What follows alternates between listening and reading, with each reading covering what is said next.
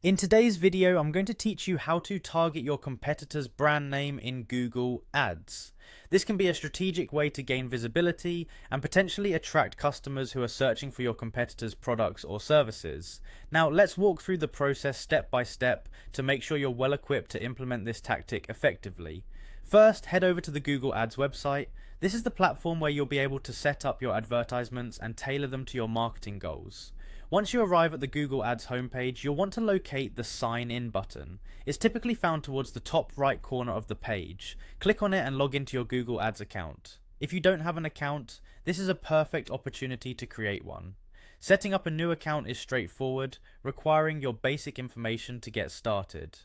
After logging in, navigate to your Google Ads home dashboard. This is your central hub where you can monitor all your campaigns and performance metrics. Once you're on the Home tab, move your cursor towards the top navigation bar and find the Tools icon. This icon generally looks like a wrench and is crucial in accessing more advanced features within Google Ads. Next, select Shared Library from the drop-down menu. This section houses resources that allow you to manage settings across various campaigns more efficiently. It saves you from having to repeatedly enter the same information for different ad campaigns you might be running. Once you're in the shared library, click on the Brand Lists option. Brand lists allow you to segment and focus on particular brands, making it easy to organize and target them with your specific ad strategies. This tool can be particularly useful when you're trying to pinpoint specific competitors in your advertising efforts.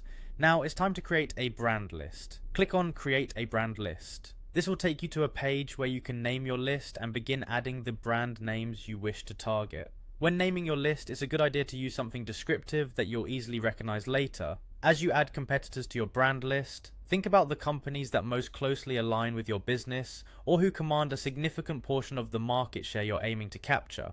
Be mindful of Google's advertising policies as well, ensuring that your ads comply with all relevant guidelines to avoid any potential issues. That's all it takes. Once your brand list is set up, you can start crafting ads that capitalize on searches for these competitor brands. Remember, while targeting competitor brand names can be effective, it's essential to focus on delivering a compelling message and value proposition through your ad content.